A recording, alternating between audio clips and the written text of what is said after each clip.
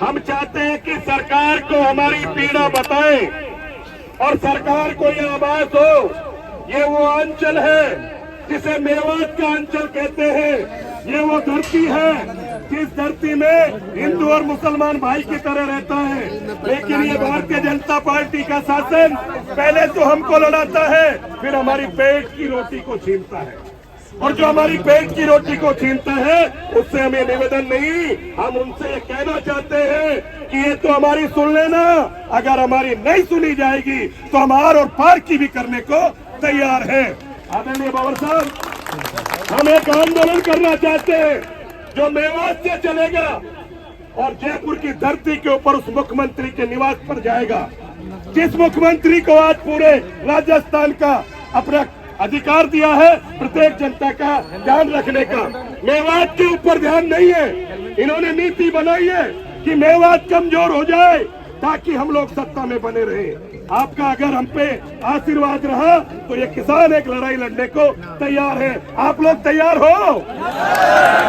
अब मैं निवेदन करूंगा, हमारे बीच में आदरणीय हमारे लोकसभा के प्रत्याशी भाई साहब हमारे बीच पधारे हैं। दुर्भाग्य रहा कि हम थोड़ी सी मेहनत और करते तो ये साथी संसद में हमारी बात रखता।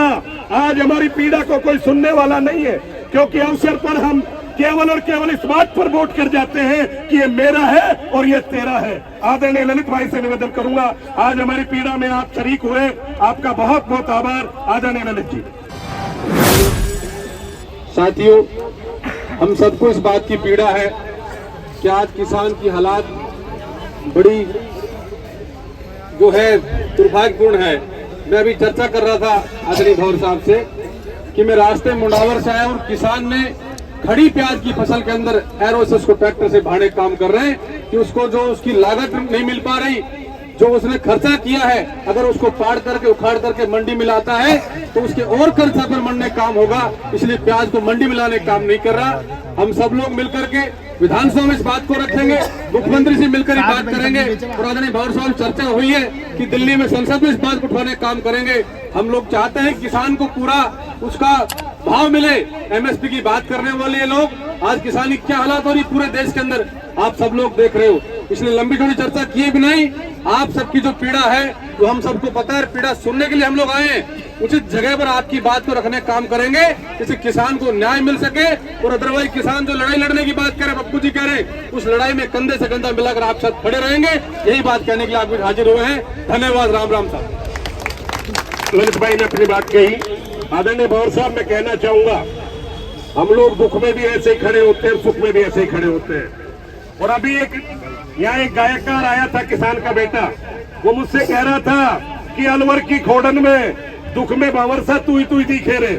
ये बात एक किसान के बेटे ने कही थी और इतनी देर में जैसे ही किसान के बेटे ने कही, आदरणीय भवर साहब की इच्छा थी कि मैं किसानों के बीच में आना चाहता हूँ। मैं आदरणीय भवर साहब से निवेदन करूंगा कि भवर साहब, ये जनता जो आपके लिए सदैव तत्पर रहती है, आप हमारे राजा हैं। राज्य की व्यवस्थाओं में आज भी हम आपको मन से हमारा मुखिया मानते हैं, हमारा धनाधोरी मानते हैं। हमारा आपसे आग्रह है, हमारी पीड़ा को दिल्ली के उन लोगों तक पहुंचाओ जिन्होंने आंख मीच कर शासन चलाने का तय किया है। उनकी आंख खोलने का काम आप आगे रहोगे। और ये मेवात का किसान जिसमें कोई जात नहीं, कोई पात नहीं, कोई धर्म नहीं, हम सब लोग आपके पीछे खड़े हैं। आदरणीय भवर साहब।